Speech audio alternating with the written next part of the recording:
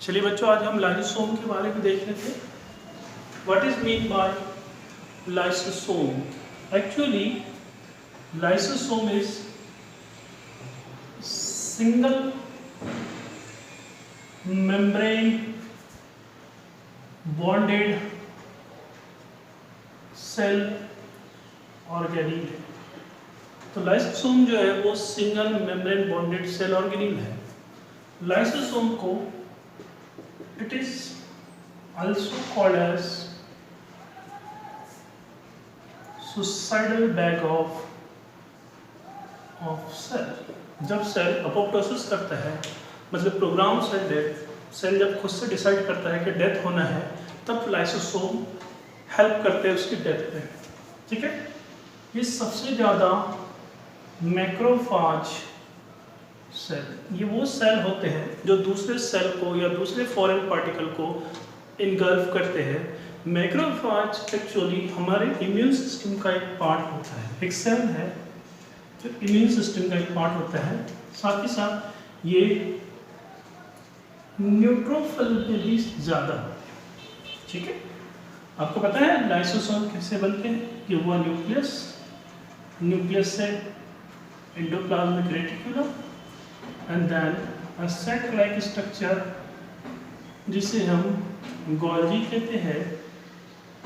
आप जानते हैं सेंट्रल डोग्मा के डीएनए से आरएनए बनता है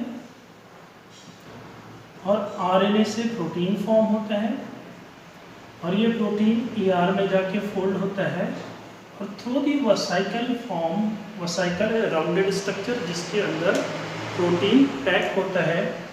ये रेड कलर का प्रोटीन मान लीजिए वसाइकल में पैक है। ये वसाइकल जाके यहाँ मर्ज हो जाता है और ये वसाइकल वाले प्रोटीन जो एसिडिक इन नेचर के हैं, जो हाइड्रोलाइटिक एंजाइम्स है, जो हाइड्रोलाइटिक एंजाइम्स है, ये जाके लाइसोसोम में मर्ज हो जाते हैं। This is lysosome.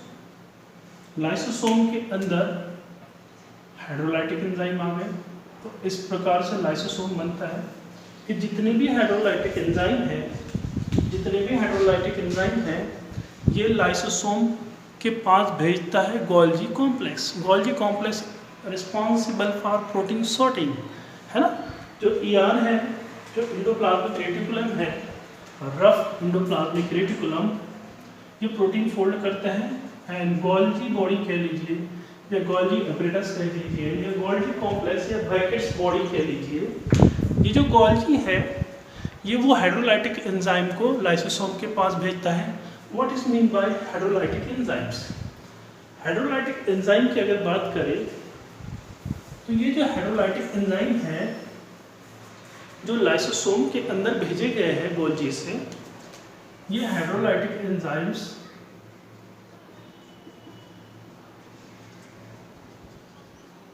जो कि it working under acidic pH. पहली बात तो जो हाइड्रोलाइटिक एंजाइम है ये एसिडिक पीएच में काम करते हैं। नंबर 2, ये जो हाइड्रोलाइटिक एंजाइम है ये जनरली, इसके कुछ एग्जांपल हम लिख लेते हैं। 50 set of hydrolytic enzyme lysosome के अंदर मिलते हैं। अगर आप लाइसोसोम का एनालिसिस करेंगे जिसको ध्रुव ने डिस्कवर किया था, तो लाइसोसोम के अंदर आपको 50 सेट ऑफ एंजाइम मिल जाएंगे। लगभग 50 एंजाइम ऐसे मिल जाएंगे जिन्हें हाइड्रोलाइटिक एंजाइम कहा जाता है। एक्चुअली हाइड्रोलाइटिक एंजाइम का मतलब ये हुआ इन प्रेजेंस ऑफ वाटर किसी का ब्रेक डाउन करना। जैसे कि कुछ हाइड्रोलाइटिक एंजाइम के मैं नाम लिखता हूँ, जैसे कि प्रोटीएस ये एंजाइम प्रोटीन का मेटाबॉलिज्म करता है, मतलब प्रोटीन को ब्रेक डाउन करता है। लाइपेज ये एंजाइम लिपिड का ब्रेक डाउन करता है। अगर प्रोटीन इस लाइसोसोम के अंदर डाल दिया जाए तो प्रोटीन को कौन तोड़ देगा? प्रोटीएस तोड़ देगा। अगर लिपिड इस लाइसोसोम के अंदर डाल दिया जाए तो उसको कौन तोड़ देगा? लाइपेज तोड़ देगा।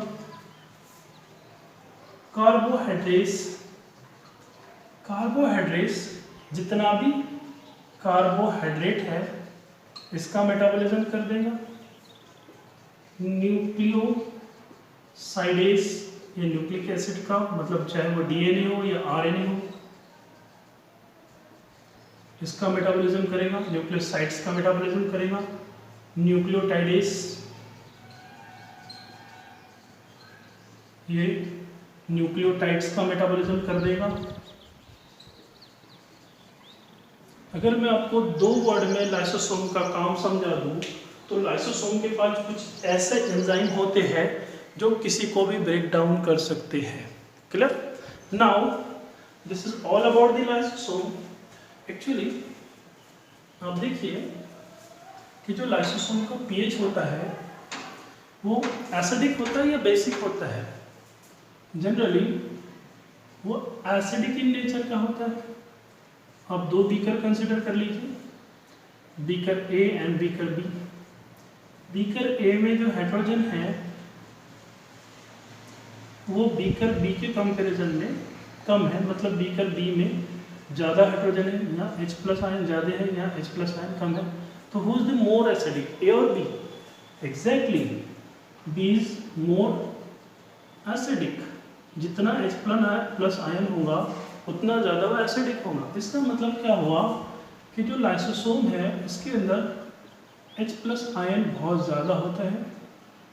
Got it? तो जो लाइसोसोम है इसके अंदर जो H प्लस आयन है जो बहुत ज़्यादा है ये इसे मोर एसिडिक बनाता है। क्लियर? जो हाइड्रोजन आयन है वो लाइसोसोम के अंदर ऐसे ही नहीं एंट्री करता है। जो H प्लस आयन है इसे एंट्री कराने के लिए सेल को ATP का खर्च करना पड़ता है, ATP यूज करना पड़ता है। ATP convert into the ADP, और यहाँ पे एक प्रोटीन होता है जो इस ATP को यूज करता है और H प्लस आयन को सेल के अंदर पंप करता है। तो क्या हुआ कि लाइसोसोम की जो मेम्ब्रेन है वहाँ पे एक प्रोटीन है, वो प्रोटीन ATP का यूज कर रहा है और साइटोप्लाज्म से H प्लस आयन लाइसोसोम में ट्रांसफर कर रहा है। ठीक है, by the using of ATP। This is known as proton pump. ये जो प्रोटीन है इसको हम बोलते हैं प्रोटॉन पंप। प्रोटॉन मतलब H प्लस आयन। तो ये H प्लस आयन को ये प्रोटीन पंप कर रहा है by using energy inside the lysosome. Clear? Now what is the mechanism of lysosome? Lysosome का मैकेनिज्म क्या है, ये कैसे काम करता है ना? कि लाइसोसोम का मैकेनिज्म क्या है, ये कैसे काम करता है? एक्चुअली लाइसोसोम में आपको पॉलीमॉर्फिज्म मिल जाएगा। What is mean bye polymorphism? Means several form. जैसे कि ये देखिए ये मार्कर हुए बच्चों, ये मार्कर हुए है ना। तो ये मार्कर में आप कलेक्टिवली इसको क्या बोलेंगे? मार्कर। लेकिन this is a black marker, this is a green marker, this is a red marker. Means marker तो है लेकिन मार्कर में भी क्या है? फर्क है ना। तो लाइसोसोम के कई फॉर्म आपको मिल जाएंगे, होंगे तो सारे ही लाइसोसोम लेकिन उसमें भी डिफरेंस होंगे। That is known as the polymorphism. है तो मार्कर ही लेकिन फर्क है ना, रेड है, येलो है, ग्रीन है। This is known as the polymorphism, मतलब वैरायटी मिल जाना। नाउ देखिए लाइसोसोम मैकेनिज्म। देखिए क्या हुआ कि ये सेल मेम्ब्रेन हुई, ठीक है। कंसिडर कर लीजिए ये सेल मेम्ब्रेन दिखाई दे रही है। कंसिडर कर लीजिए, मैं कैमरा थोड़ा सेट कर लेता हूँ, ठीक है। अब ठीक है, कंसिडर कर लीजिए ये सेल मेम्ब्रेन है। Now what is the role of cell membrane? किसी चीज़ को अंदर लेना, फाइगोसाइटोसिस करना। तो by the pinocytosis, by the endocytosis, phagocytosis मतलब सेल मेम्ब्रेन किसी चीज़ को जब अंदर लेती है। देखिए ये पार्टिकल है, ये पार्टिकल सेल के अंदर जाना चाहता है, कैसे जाएगा? सबसे पहले सेल मेम्ब्रेन को अटैच होगा, फिर सेल मेम्ब्रेन थोड़ी फोल्ड होगी, पार्टिकल थोड़ा अंदर जाएगा, फिर सेल मेम्ब्रेन और फोल्ड होगी, पार्टिकल अंदर चला जाएगा, फिर सेल मेम्ब्रेन कुछ इस प्रकार का स्ट्रक्चर बना देंगे। ठीक है, दिस इज नोन एज फाइगोसोम। तो इसको फाइगोसोम बोला जाता है। फाइगोसोम वो मॉलिक्यूल है जो सेल ने अपने अंदर लिया है, which is known as a phagosome. ये फाइगोसोम, अब यहाँ पे हमारा लाइसोसोम है, इस लाइसोसोम को हम प्राइमरी लाइसोसोम भी कहते हैं।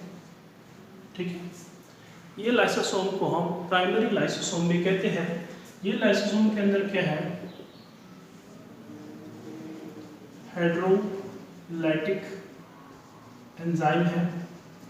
अब ये लाइसोसोम क्या करेगा, ये जो फाइगोसोम है, ये फाइगोसोम और ये लाइसोसोम दोनों भी फ्यूज हो जाएंगे। ये लाइसोसोम आ जाएगा और किसके साथ फ्यूज हो जाएगा, फाइगोसोम के साथ फ्यूज हो जाएगा। This is lysosome and this is phagosome. ये फाइगोसोम को अंदर ले लिया उसने। अब फाइगोसोम, ये जो फाइगोसोम है, अब ये कुछ भी हो सकता है।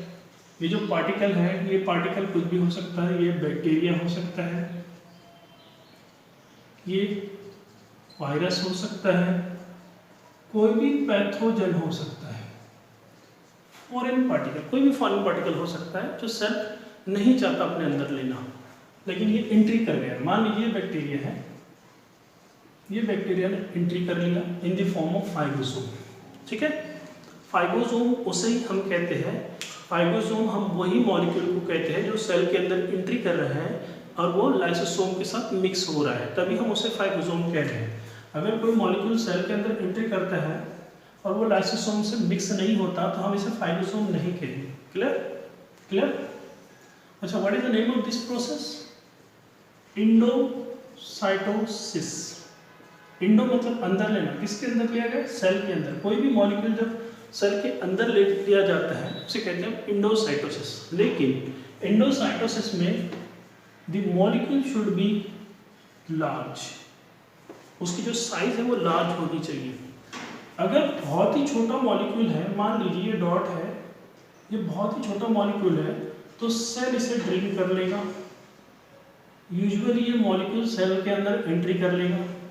ठीक है, ये सारा प्रोसेस नहीं होगा, सेल जनरली से ड्रिंक कर लेगा, जैसे हम स्ट्रॉ से ड्रिंक करते हैं। तो this is known as pinocytosis. Okay, endocytosis, जब बड़ा मॉलिक्यूल हुआ तो सेल उसे सेल मेम्ब्रेन उसके आसपास रोल करके अंदर ले लेता है, जैसे यहाँ से ले लिया है ना। और बहुत ही छोटा मॉलिक्यूल है, मान लीजिए 5 किलो डेल्टा का मॉलिक्यूल है, 10 किलो डेल्टा का मॉलिक्यूल है, तो वो सेल मेम्ब्रेन में थ्रो एब्जॉर्ब होके आएगा, सेल इसको ड्रिंक करेगा। ऐसे समझिए सेल मेम्ब्रेन ने इसको क्या कर लिया, एब्जॉर्ब कर लिया। तो जो छोटा मॉलिक्यूल है वो सेल मेम्ब्रेन से एब्जॉर्ब होके आता है through the drinking of this cell. This is known as pinocytosis. The pinocytosis and endocytosis is known as phagocytosis. Okay, phagocytosis मतलब सेल किसी चीज को खा रहा है, by the endocytosis, by the pinocytosis. ठीक है, endocytosis का मतलब सेल किसी चीज को अंदर ले रहा है, बड़ी चीज को, और pinocytosis वो ड्रिंक कर रहा है through the cell membrane. Now कोई नहीं, आप सिर्फ इतना ही ध्यान रखें कि इंडोसाइटोसिस हुआ। अब ये इंडोसाइटोसिस से आने वाला जो मॉलिक्यूल था वो बैक्टीरिया था या वायरस था, जो भी था। एज यू नो दैट, चाहे वो बैक्टीरिया हो, वायरस हो, फंगी हो, इनके पास जो स्ट्रक्चर है वो प्रोटीन, लिपिड और कार्बोहाइड्रेट से बना है। अगर फाइगोसाइटोसिस हो रहा है और ये फाइगोसाइटोसिस बैक्टीरिया का हो, वायरस का हो, किसी भी चीज़ का हो, तो ये किससे बना है? जनरली ये जो है वो लिपिड, प्रोटीन और कार्बोहाइड्रेट से बना होगा, है ना। अगर ये लिविंग ऑर्गेनिज्म है, चाहे वो वायरस हो, प्रोटीन हो, वायरस हो या बैक्टीरिया हो, ये बना है प्रोटीन से, कार्बोहाइड्रेट से एंड न्यूक्लिक एसिड, है ना। तो इन सबको डाइजेस्ट करने के लिए जो एंजाइम है वो कहाँ पे है? लाइसोसोम में। तो लाइसोसोम क्या कर लेगा, जो फॉरेन पार्टिकल है उसको अपने अंदर लेके डाइजेस्ट कर लेगा। Now this is known as secondary lysosome, okay, और डाइजेस्टिव वैक्यूल, या फिर इसे हम डाइजेस्टिव वैक्यूल कहते हैं। देखिए दो फॉर्म मिल गए लाइसोसोम के। पहला ऐसा फॉर्म जो जिसने कुछ भी नहीं किया है, जिसने किसी को इनगल्फ नहीं किया है, उसे हम प्राइमरी लाइसोसोम कहते हैं। जो किसी को इनगल्फ कर लेता है उसे हम सेकेंडरी लाइसोसोम कहते हैं। नाउ व्हाट हैपन, अगर ये प्राइमरी लाइसोसोम किसी ऑर्गेनील्स को खा लेता है, जैसे कि ये माइटोकॉन्ड्रिया हुआ, ये फंक्शन ठीक से नहीं कर रहा है, जैसे कि ये माइटोकॉन्ड्रिया हुआ। मैं थोड़ा कैमरा नीचे कर लेता हूँ, चलिए अब ठीक है। जैसे कि ये माइटोकॉन्ड्रिया हुआ, ये माइटोकॉन्ड्रिया जो कि power house of the cell है, इट्स नॉट बीइंग वेल, ये अच्छे से काम नहीं कर पा रहा है। तो लाइसोसोम क्या करेगा, इसके पास आएगा एंड देन लाइसोसोम क्या करेगा, इसको माइटोकॉन्ड्रिया को इट इनगल्फ कर लेगा। तो लाइसोसोम ने माइटोकॉन्ड्रिया को क्या कर लिया, इनगल्फ कर लिया। जो माइटोकॉन्ड्रिया अच्छे से काम नहीं कर रहा था, सेल के अंदर वर्क ठीक से नहीं कर रहा था, तो इसने क्या किया, सेल के ऑर्गेनील को खा लिया, मतलब अपने ही ऑर्गेनील को खा लिया। तो ऐसे लाइसोसोम को कहते हैं ऑटोफेजिक। क्लियर हुआ, ऑटोफेजिक। तो दिस इज, ये एक फॉर्म है लाइसोसोम का, ये भी एक फॉर्म है, और ये भी एक फॉर्म है लाइसोसोम का। तो तीन फॉर्म मिल गए। तो this is called as autophagic lysosome, जो अपने ही ऑर्गेनील्स को खाता है, जो काम नहीं करते ठीक से। नाउ अब ये जो सेकेंडरी लाइसोसोम है, जिसने किसी को खा के डाइजेस्ट कर लिया है, इसमें से ये जो इसेंशियल चीज़ है, कार्बोहाइड्रेट, प्रोटीन, लिपिड, ये सारे के सारे ये निकाल लेगा, और ये भी निकाल लेगा। और जो वेस्ट बचेगा, इसको कहा जाएगा रेसिडुअल बॉडी। तो इसे कहा जाएगा रेसिडुअल बॉडी। रेसिडुअल बॉडी यहाँ से भी बन सकता है, और रेसिडुअल बॉडी यहाँ पे भी बन जाएगा, ठीक है। तो रेसिडुअल बॉडी क्या है, जब लाइसोसोम किसी को डाइजेस्ट कर रहा है, वेदर इज फॉरेन पार्टिकल और सेल्फ ऑर्गेनील, खुद का जो ऑर्गेनील है सेल का, इसको डाइजेस्ट कर रहा है। डाइजेस्ट करने के बाद जो वेस्ट बच रहा है, उसे एक बॉडी में पैक किया गया, उसी लाइसोसोम में ये पैक है। अब ये लाइसोसोम को हम कहेंगे रेसिडुअल बॉडी। ये जो रेसिडुअल बॉडी है, इसे हम टेलोसोम या टर्शरी लाइसोसोम कहते हैं। ये रेसिडुअल बॉडी क्या करेगी, सेल के बाहर ये वेस्ट मटेरियल को फेंक देगी, सेल मेम्ब्रेन में आ जाएगी। ये residual body come to this cell membrane, and cell membrane में फ्यूज हो जाएंगी, और यहाँ से सारा के सारा वेस्ट मटेरियल बाहर फेंक देंगी, through the kidney, through the facial material, through the digestive tract. ये जो वेस्ट है, ये हमारे बॉडी के बाहर निकल जाएगा। तो this is the mechanism of lysosome. लेकिन एक बात आप ध्यान रखिए कि लाइसोसोम का ये फॉर्म भी मिलता है, ये फॉर्म भी मिलता है, ये फॉर्म भी मिलता है, और ये फॉर्म भी एक होता है। तो कई सारे फॉर्म्स लाइसोसोम कई सारे रोल प्ले कर रहा है, कई सारे फॉर्म दिख रहे हैं लाइसोसोम के, है ना।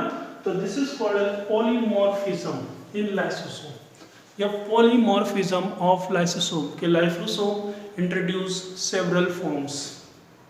Got it? इतना क्लियर हो गया आपके लिए? नाउ अब एक नॉर्मल सेल में जो लाइसोसोम है वो क्यों ब्लास्ट नहीं होता, है ना। ये नॉर्मल, ये जो लाइसोसोम है, ये ब्लास्ट अगर हो जाता है तो सेल पूरा के पूरा सेल डैमेज हो जाएगा, किल हो जाएगा, है ना। चलिए, ये मैकेनिज्म आपको समझ में आ गया। अब देखिए, what is the function of lysosome. एक तो सेल को प्रोटेक्ट करना, फॉरेन पार्टिकल से सेल को प्रोटेक्ट करना फंक्शन। कि इसके जो फंक्शन है तो ये फॉरेजन पार्टिकल से सेल को क्या करता है, प्रोटेक्ट करता है, नंबर 1। नंबर 2, ये ऑटोफेजिक दिखाता है। ऑटोफेजिक मतलब अगर कोई सेल ऑर्गेनिल काम नहीं कर रहा है तो उसको ये इनगल्फ कर लेगा। नंबर 3, ये ऑटोलाइसिस दिखाता है। What is mean by autolysis of cell? Autolysis of cell का मतलब ये हुआ कि ये एक सेल है, ये डैमेज हो गया है, एक सेल है ये डैमेज हो गया है और ये डैमेज सेल अब रिपेयर नहीं हो सकता। कंडीशन समझिए, एक सेल है, वो सेल डैमेज हो गया है और वो सेल रिपेयर नहीं हो सकता। ऐसी कंडीशन में, इन सच कंडीशन, ये सेल कैंसरस सेल बन सकता है ना, क्योंकि इस पर किसी का कंट्रोल नहीं होगा। तो ऐसी कंडीशन में जो सेल के लाइसोसोम है ये सारे के सारे ब्रस्ट हो जाते हैं, सारे हेटेरोलाइटिक एंजाइम फ्री हो जाते हैं और ये सेल डेथ हो जाता है। This is called as autolysis of cell. Okay, now my question is that, autolysis आपका क्लियर हो गया? चलिए, फंक्शन क्लियर हो गया। तो एक चीज हम देख लेते हैं कि ये नॉर्मल सेल है, ये न्यूक्लियस है, माइटोकॉन्ड्रिया है, ईआर है, rough ER, smooth ER, presence and absence of ribosome. Okay, all the organelles, Golgi complex etcetera, microbodies, यहाँ पे लाइसोसोम है। क्या ये लाइसोसोम नॉर्मल सेल में ब्रस्ट होता है? कभी नहीं, कभी नहीं होता है। जो सेल अपना काम अच्छे से परफॉर्म कर रहे हैं वो सेल में ये कभी भी ब्रस्ट नहीं होगा, कभी भी फुटेगा नहीं, ब्रस्ट नहीं होगा। क्यों? क्योंकि some molecule which is known as labilizer, some molecule like as a labilizer, कुछ मॉलिक्यूल्स होते हैं सेल के अंदर जैसे कि cholesterol, it act as a labilizer, जो इसको फटने नहीं देगा, जो इसको स्टेबल रखेगा, इसकी मेम्ब्रेन को स्टेबल रखेगा। लेकिन अगर सेल डैमेज हो जाता है तो ये labilizer को एक स्टेबलाइजर है, माफ कीजिए, लैबिलाइजर की जगह स्टेबलाइजर होता है जो स्टेबल रखता है। देखिए फिर से बता रहा हूँ, मैंने गलती से लैबिलाइजर, देखिए स्टेबलाइजर जो होता है इसको स्टेबल रखता है। स्टेबलाइजर स्टेबल रखता है लाइसोसोम को। कब? एक नॉर्मल सेल में, ऐसा सेल जो नॉर्मली वर्क कर रहा है वहाँ पे स्टेबलाइजर स्टेबल रखता है लाइसोसोम को, ये ब्रस्ट नहीं होने देता। अगर सेल डैमेज हो जाए, अगर सेल डैमेज हो जाए, स्टेबलाइजर का एग्जांपल कोलेस्टेरॉल। तो देखिए स्टेबलाइजर में कंफ्यूज नहीं होना है कि स्टेबलाइजर जो लाइसोसोम की मेम्ब्रेन है उसको स्टेबल रखेगा, उसको ब्रस्ट नहीं होने देगा। अगर सेल डैमेज हो जाता है तो ये लैबिलाइजर को हटा देता है, सॉरी ये स्टेबलाइजर को हटा देता है लैबिलाइजर। तो लैबिलाइजर क्या हुआ? वो मॉलिक्यूल्स होते हैं जो लाइसोसोम को ब्रस्ट करवा देते थे। तो labilizer are those molecule they get burst lysosome. तो लाइसोसोम को ये ब्रस्ट करवा देंगे अगर सेल डैमेज हो जाता है, और सारा का सारे सेल को ये खा लेगा, ईट कर लेगा, ऑटोलाइसिस हो जाएगा, सारे सेल मेम्ब्रेन सारी चीज को खत्म कर देगा। तो ये था लाइसोसोम। तो आप इससे रिलेटेड अगर आपको कोई भी क्वेश्चन आता है या कोई कंफ्यूजन है तो आप मुझे चैट बॉक्स में लिख सकते हैं। Thank you.